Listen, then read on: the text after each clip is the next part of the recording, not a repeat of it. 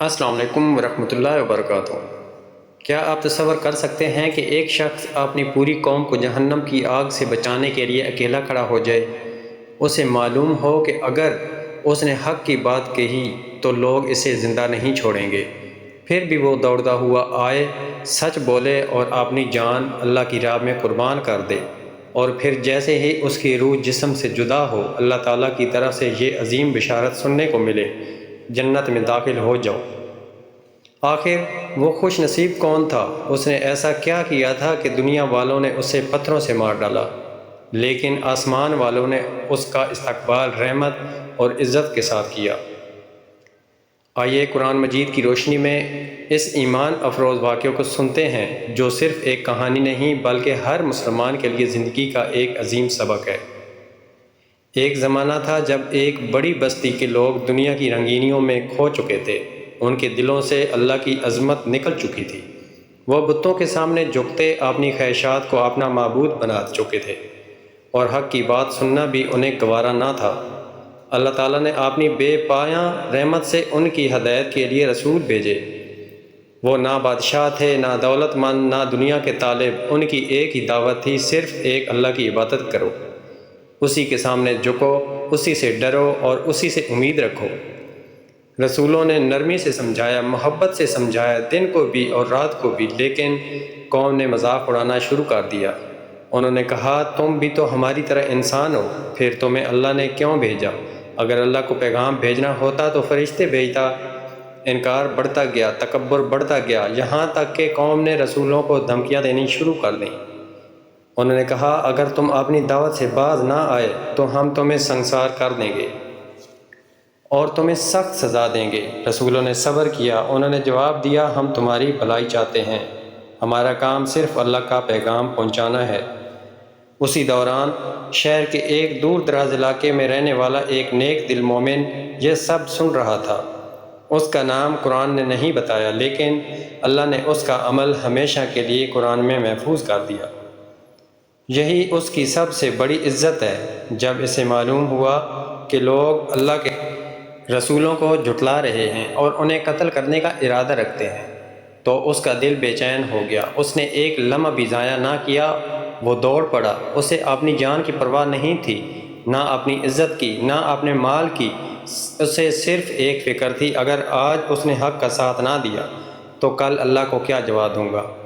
وہ تیز قدموں سے دوڑتا ہوا مجمع میں پہنچا۔ لوگ رسولوں کو گھیرے ہوئے تھے، ہر طرف شور تھا، نفرت تھی اور غصہ تھا۔ وہ ہانپتے ہوئے لوگوں کے درمیان کھڑا ہوا اور بلند آواز میں بولا، اے میری قوم، ان رسولوں کی پیروی کرو۔ یہ تم سے کوئی مال نہیں مانگتے، نہ کوئی دنیاوی فائدہ چاہتے ہیں، یہ ہدایت یافتہ لوگ ہیں، ان کی بات مان لو۔ پھر اس نے بڑے درد بھرے انداز میں کہا، آخر میں اس ذات کی عبادت کیوں نہ کروں جس نے مجھے پیدا کیا، اور ایک دن تم سب کو بھی اسی کی طرف لوٹ کر جانا ہے۔ یہ الفاظ سن کر مجمع میں خاموشی چھا گئی، مگر صرف چند لمحوں کے لیے کچھ لوگ غصے سے اس کی طرف بڑھے۔ کچھ نے اسے ڈرایا، کچھ نے کہا، کیا تم بھی انہی کے ساتھی بن گئے ہو؟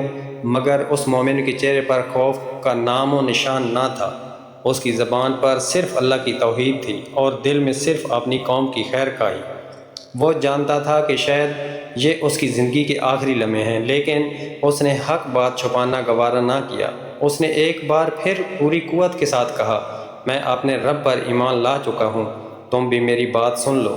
مگر تکبر میں ڈوبی ہوئی قوم کے دل پتھر بن چکے تھے۔ حق ان کے سامنے تھا، مگر وہ اسے دیکھنا نہیں چاہتے تھے۔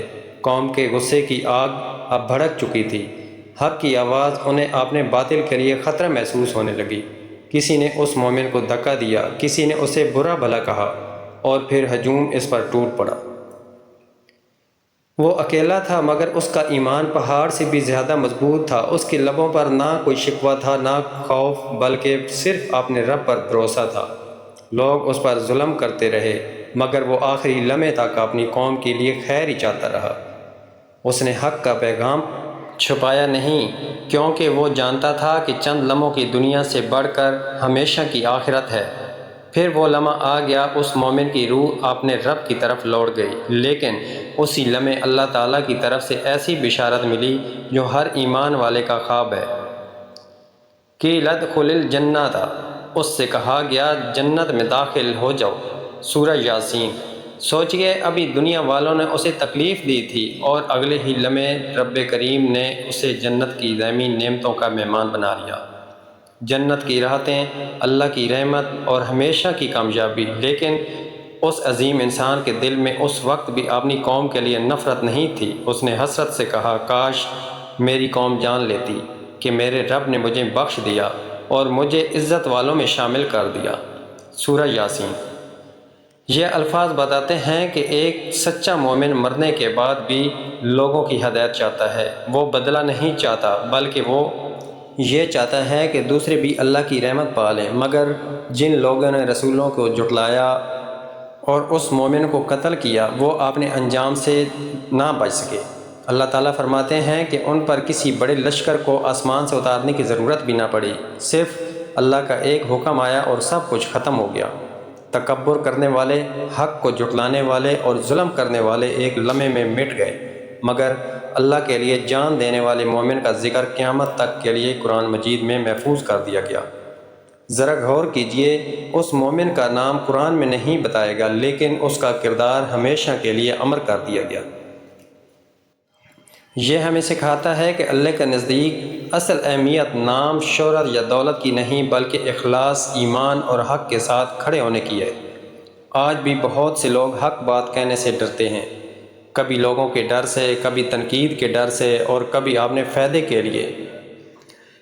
لیکن مومن آل یاسین ہمیں سکھاتے ہیں کہ اگر نیت خالص ہو تو اللہ تعالیٰ انسان کے چند لمحوں کی قربانی کو ہمیشہ کی کامیابی میں بدل دیتا ہے۔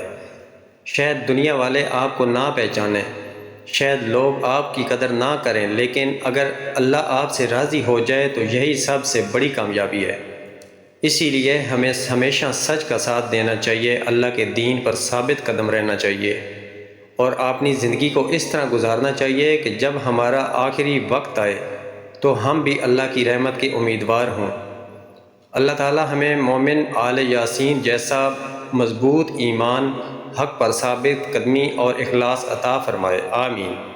اگر آپ کو قرآن مجید کا یہ ایمان افروز واقعہ پسند آیا ہو تو ویڈیو کو ضرور لائک کریں، اپنے اہل خانہ اور دوستوں کے ساتھ شیئر کریں تاکہ زیادہ سے زیادہ لوگ اللہ کے کلام سے سبق حاصل کر سکیں۔